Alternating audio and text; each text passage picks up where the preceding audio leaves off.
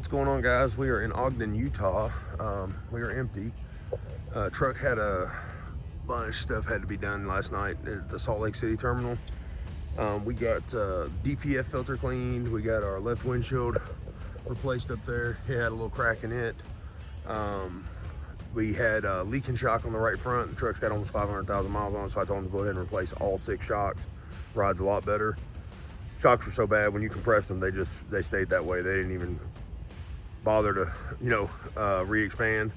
And we got our two front brake jobs done on our steers, our steer axles, because the problem is that we had some the brake material was actually separating from the lining just slightly, so it was getting worse, so they went to replace the brakes. So got our rear drive tires rotated to extend the life of the tires.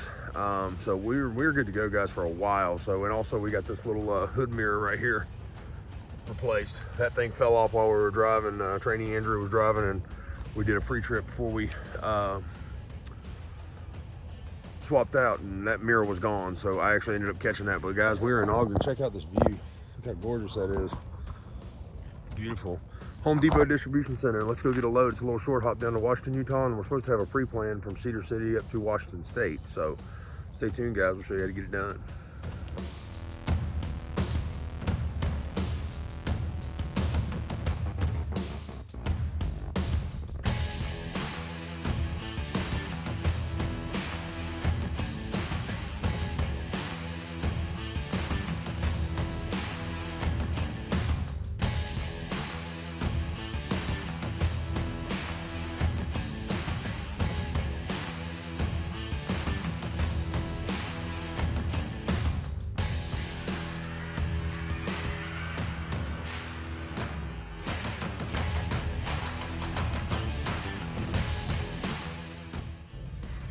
All right, guys and gals, we got our load.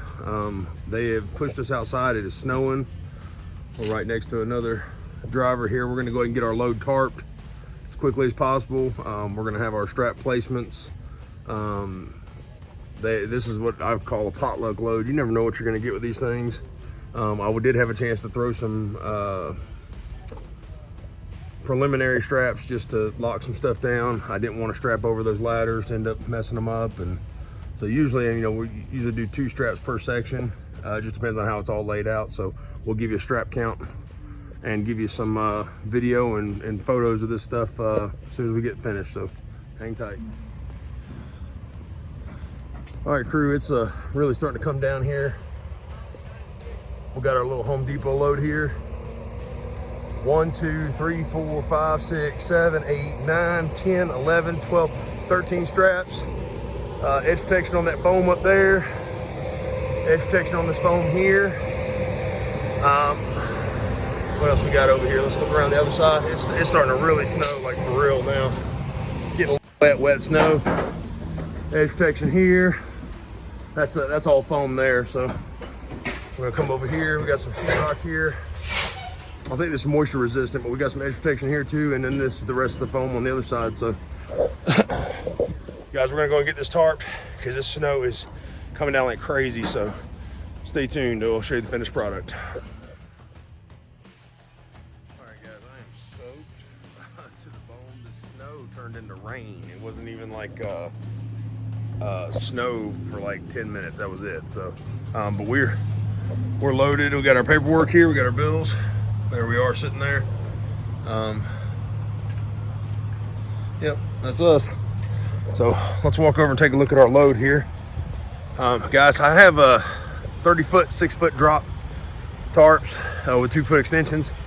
This is one of those loads where it's kind of fighting your own demons, but we already have pre-wrapped material. They want that salt splash on there from the weather.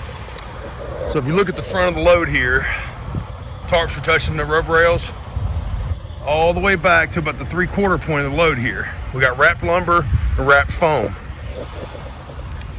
It's up to your discretion, but I'm not proud of this load. I mean, it's decently tarped. It looks okay, but it's not like my prize load.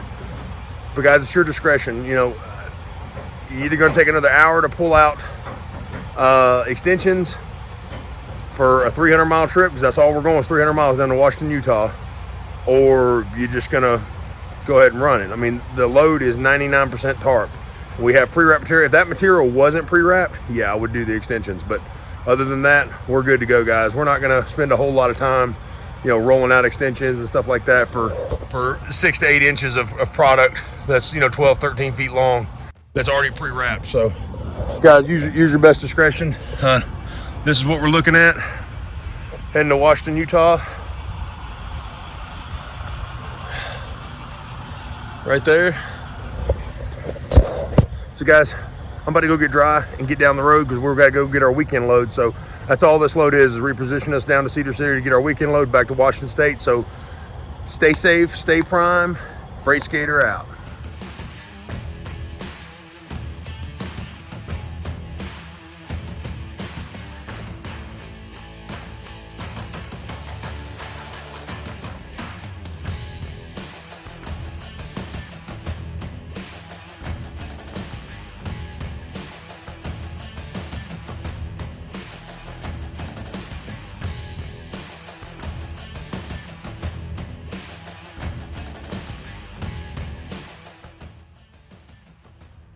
Guys, I'm in Washington, Utah.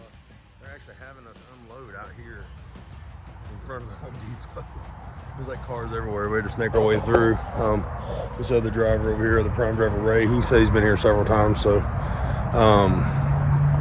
this is normal, I guess. So I'm gonna set the camera up for some time lapse for you guys and enjoy.